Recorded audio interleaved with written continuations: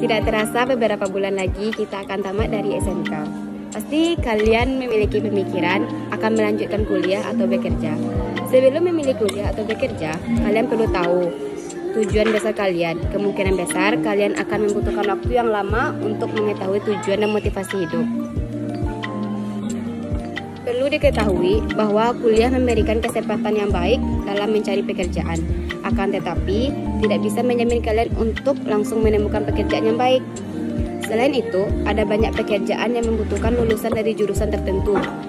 Jika kalian tertarik pada suatu profesi dan ternyata profesi itu membutuhkan lulusan dari jurusan tertentu, maka kalian perlu mengambil pilihan kuliah. Sedangkan memilih bekerja memberikan kalian kesempatan untuk pensiun lebih awal karena kalian sudah membangun karir lebih awal daripada teman seumuran yang memilih kuliah. Tidak hanya itu, jika alasan kalian adalah untuk belajar, sementara itu belajar memiliki makna yang luas. Kalian harus menentukan belajar seperti apa, dan dengan bekerja pun kalian juga sedang melalui proses belajar. Kebanyakan orang juga memilih kuliah sambil bekerja. Tentu sangat akan melelahkan, namun kembali ke tujuan tertentu tadi. Motivasi kalian dalam mengambil keputusan tersebut, kalian yang tahu paham betul akan tujuan. Dan ada baiknya pula kalian langsung bekerja. Seperti sekarang kita tamatan SMK, ada baiknya langsung fokus mencari kerja dan mengembangkan pengalaman berdasarkan bidang yang digeluti. Pilihan tersebut lebih baik daripada kalian mengambil kuliah dan perlahan kehilangan motivasi untuk menyelesaikan studi dan berkarir dengan meninggalkan kuliah. Terutama kalau kalian sudah tahu kalau kalian bukan tipe yang suka belajar, dan kuliah tidak menjamin kalian akan mendapat pekerjaan yang tepat. Tapi kuliah bisa memberikan pengalaman bekerja yang berbeda bila dibandingkan anak-anak yang tidak kuliah, dan kalian dapat ilmu yang lebih dari itu. Halo guys, perkenalkan nama saya Diana Nanti Santika, saya dari lokal 12 BDP 1. Jadi hari ini guys saya pengen ceritain tentang kisah hantu haru-haru yang ada di Minang. Jadi pasti kalian kan pernah dengar kisah hantu haru-haru yang ada di Minang dari nenek-nenek moyang kalian. Jadi hari ini aku pengen ceritain kisah itu guys.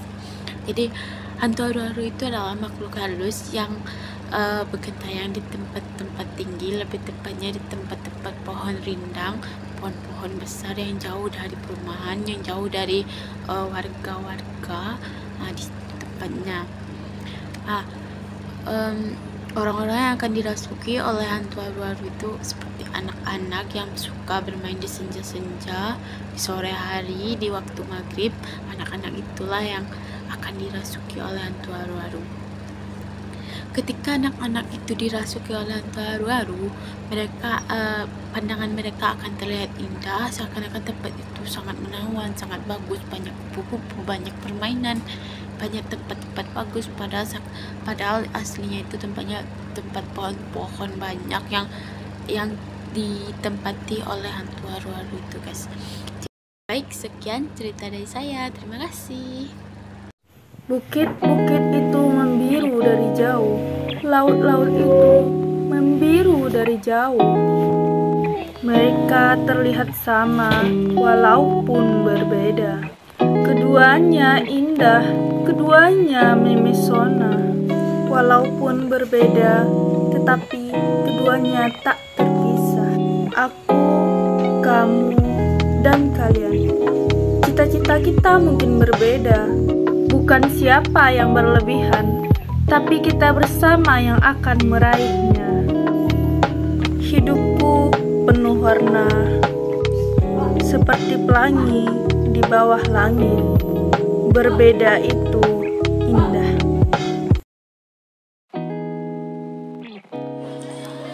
Hidup memang kejam, seringkali menawarkan kesempatan, seringkali tidak lebih dari sekali. Banyak yang terlewat, padahal begitu dekat. Menyalahkan diri sendiri, menyesal, sedih bertubi-tubi.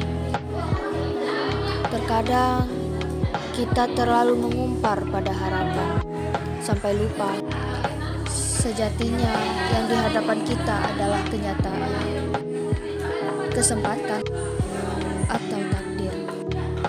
untuk menyimpulkan kita terlalu amatir. Semua tentang bagaimana manusia menempatkan diri, memutuskan untuk menerima atau menyesali, memilih untuk berlarut-larut atau berdiri. Kita hanya sibuk mengejar hingga lupa menyapa. Padahal sesederhana, Tuhan, terserah Engkau saja. Assalamualaikum warahmatullahi wabarakatuh. Perkenalkan, nama saya Eda Susanti Putri dari kelas 12 BDP 2. Baiklah, saya akan membacakan narasi yang berjudul tentang kehilangan diri sendiri. Aku kehilangan diriku sendiri akhir-akhir ini. Bingung mau kemana dan ngelakuin hal apa. Sudah terlalu jauh dari semuanya.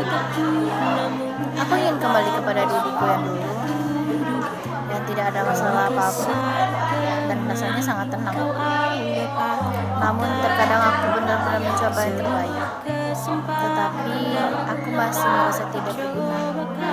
Dan ya, aku selalu ingin berdamai dengan isi kepala sendiri yang dipenuhi dengan overthinking dan selalu merasa insecure. Ternyata benar, hal-hal yang aku sadari saat beranjak dewasa, tidak semua pertemanan akan bertahan selamanya, dan itu gak apa-apa. Kamu tidak akan bisa sepenuhnya lari dari penolakan. Kita tetap harus berurusan dengan orang yang tidak kita suka.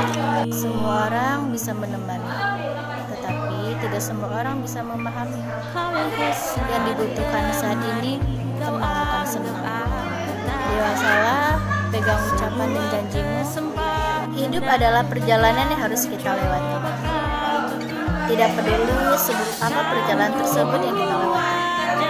26 setiap per detiknya adalah perjalanan dalam hidup. Semangat untuk kita semua, jangan pernah menyerah. Because aku percaya takdir Allah itu cantik. Bapak Pendidikan Nasional. Dunia pendidikan akan selalu bersyukur atas jasa pionir pendidikan sejak zaman penjajahan Belanda. Dia adalah Ki Hajar Dewantara. Perjuangan selama era kolonial Belanda adalah untuk orang-orang pribumi untuk mendapatkan hak atas pendidikan. Perjuangan ini membuatnya dinobatkan sebagai Bapak Pendidikan Nasional, dan hari lahirnya diperingati sebagai Hari Pendidikan Nasional. Ki Hajar Dewantara lahir pada 2 Mei 1889 di Yogyakarta. Nama kecilnya adalah Raden Mas Suwardi Songyoniran. Di masa mudanya, Ki Hajar Dewantara aktif dalam organisasi sosiopolitik. Dia selalu memberikan sosialisasi dengan tujuan membangkitkan kesadaran publik akan pentingnya persatuan dan kesatuan kenegaraan. Ki Hajar Dewantara menjadi aktif dalam pendidikan ketika diasingkan di Belanda. Pada masa pengasingan ini, ia belajar pendidikan sampai ia memperoleh segelas Eroepsche-Akte. Gelar ini menjadi berguna ketika pada tahun 1919 ia kembali ke Indonesia dan berlatih sebagai guru. Langkah besarnya adalah ketika ia mendirikan Sekolah Nasional Taman Siswa pada tanggal 3 Juli 1990. Banyak rintangan dan rintangan dia lancarkan dalam pemerintahan Belanda terhadapnya. Namun, dia masih berjuang untuk pendidikan, sampai dia menciptakan slogan terkenal sampai sekarang, Tuturi Handayani, atau di belakang memberi semangat, Ingmadia Mangunkarsa. Di tengah menciptakan peluang untuk memulai, Ingarsa Sungut Belanda, depan contoh. Moto ini kemudian digunakan sebagai slogan Kementerian Pendidikan Nasional. Aku yakin kebanyakan dari kita pernah membayangkan hal yang demikian. Aku sendiri pun pernah membayangkan hal seperti itu. Memiliki orang tua yang kaya, harta berlimpah, mobil mewah, dan apapun yang aku minta akan diberikan oleh orang tua. Aku berpikiran pasti bahagia memiliki orang tua yang seperti itu. Akan tetapi aku salah, karena kebahagiaan tidak selalu datang dari uang. Tetapi dengan kebersamaan pun aku bisa merasakannya.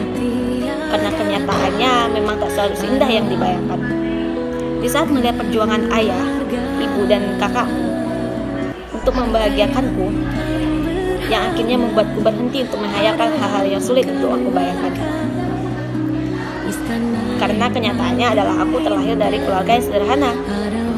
Orang tuaku juga tidak kaya, tidak memiliki mobil mewah, dan tidak memiliki harta berlimpah.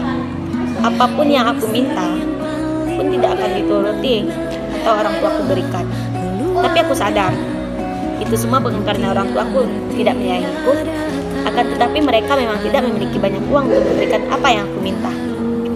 Walaupun hidup penuh dengan kesederhanaan, nyatanya aku, ayah, dan kakakku masih bisa menciptakan kebahagiaan di keluarga dengan bersama. Sebagai contoh yang pertama, makan bersama dengan keluarga meski hanya lauk seadanya, tapi berasa makan di restoran bintang 5. Yaitu semua hanya bisa aku rasakan di rumah yang sederhana. Contoh kedua, berkumpul, bercanda, dan tertawa bersama ayah, ibu, kakak.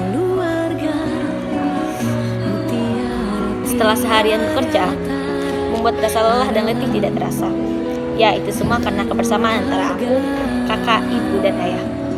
Jadi aku bersyukur karena telah terlahir di dunia dan keluarga yang sederhana. Ayah, ibu, maafkan anakmu yang dulu pernah membayangkan hal-hal yang mungkin akan menyakiti perasaan kalian. Kini aku sudah menyadari semua, ternyata kalian berdualah orang tua idaman para anak di seluruh dunia. Orang tua yang rela melakukan apa saja demi kebahagiaan anak-anaknya. Karena inti dari kebahagiaan adalah kebersamaan, bersama dan ulang suka maupun duka. Jadi aku akan selalu bersyukur meski terlahir di keluarga yang sederhana. Karena nyatanya aku bahagia, bahkan sangat bahagia meski aku terlahir dari keluarga yang sederhana. Ayah dan ibu, terima kasih kuucapkan kepada kalian. Aku sayang kalian semua, keluarga aku tercinta. Tugas bisnis online narasi 1000 kata. Apa itu keluarga harmonis? Ya, keluarga harmonis adalah keluarga di mana mereka selalu terlihat bahagia, merasa tercukupi, yang anaknya tidak dituntut menjadi sempurna, yang tidak mempermasalahkan kekurangan anaknya. Tetapi semua itu tidak didapati oleh semua anak. Banyak anak di luar sana yang merasa orang tua mereka menuntut mereka. Ada keluarga yang selalu menuntut mereka, memaksa mereka menjadi yang sempurna. Sementara anak tersebut tidak bisa menerima semuanya. Anak tersebut tidak bisa dituntun dengan cara dipaksa.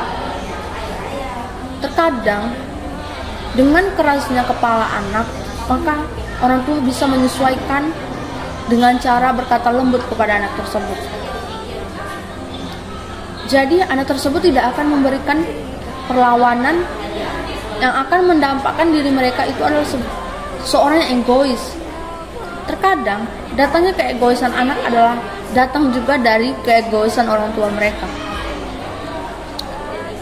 Keegoisan keluarga dan keluarga yang selalu terlihat ada pertikaian, percekcokan antara ayah dan ibu mereka, membuat anak tersebut mencari kebahagiaannya di luar. Mungkin banyak orang tua di luar sana yang menginginkan anaknya tidak keluar rumah, minum-minum, merokok. Tetapi anak tersebut melakukannya karena adanya alasan dari orang tua. Anak tersebut menginginkan orang tua yang sempurna, menginginkan keluarga yang harmonis, tanpa ada tuntutan, paksaan. Terkadang banyaknya anak yang sudah memberikan yang terbaik kepada orang tuanya, tetapi orang tuanya tidak bisa menerima dan tetap menuntut dan tetap memaksa bahwasanya anaknya harus seperti ini, harus kayak gini, harus kayak gitu. Tetapi anak tersebut sudah mencoba yang terbaik. Banyak anak-anak yang menginginkan orang tua yang mengerti dan paham akan diri mereka. Assalamualaikum warahmatullahi wabarakatuh. Perkenalkan, nama saya adalah Rozalini dari kelas 12 PDP 3. Di sini saya akan membahas tentang orang tua kedua atau bisa disebut guru. Semua orang pasti memiliki orang tua, sehingga kita bisa terlahir di dunia ini. Tapi ada istilah orang tua kedua yang ada di sekolah. Ya, itu merupakan sebutan untuk guru yang ada di sekolah. Karena saat di sekolah, mereka lah yang membimbing, menjaga, menegur kita selama kita bersekolah. Saat kita di sekolah, ada banyak guru dengan materi yang diajarkan masing-masing, serta kepribadiannya masing-masing. Kenapa kepribadian? Itu karena kita pasti sering atau pernah menemukan guru yang sangat baik dan sabar, guru yang tegas, guru yang ditakuti murid-murid karena sering marah, guru yang lucu sering membuat kita tertawa, dan masih banyak lagi. Selain itu, ada juga guru-guru yang cantik dan ganteng serta masih muda yang menjadi bahan modusan atau italik murid-murid. Terlepas dari itu semua, guru merupakan kunci di mana kita bisa sukses nantinya. Para pahlawan tanpa tanda jasa, merekalah yang selalu ada dalam suka dan duka saat kita menempuh pendidikan di sekolah. Mereka yang juga akan bangga jika kita meraih prestasi. Mereka juga yang akan ikut bersedih jika kita mengalami kegagalan. Namun, mereka juga membangkitkan kita dari kegagalan tersebut. Guru, segala hormat kami untukmu. Assalamualaikum warahmatullahi wabarakatuh. Gak mudah menjadi seorang perempuan. Untuk setiap pilihan yang diambil, selalu ada pertanyaan. Daripada mikirin pertanyaan basi, mari kita lakuin yang berisi. Gak semua komentar harus didengerin kok. Lakuin sesuatu yang karena emang mau. Setiap perempuan bebas menentukan pilihan. Bahkan, ketika yang dipilih gak cuma satu. Lihat ke dalam diri, gali sebanyak mungkin potensi, dan temukan versi terbaik diri.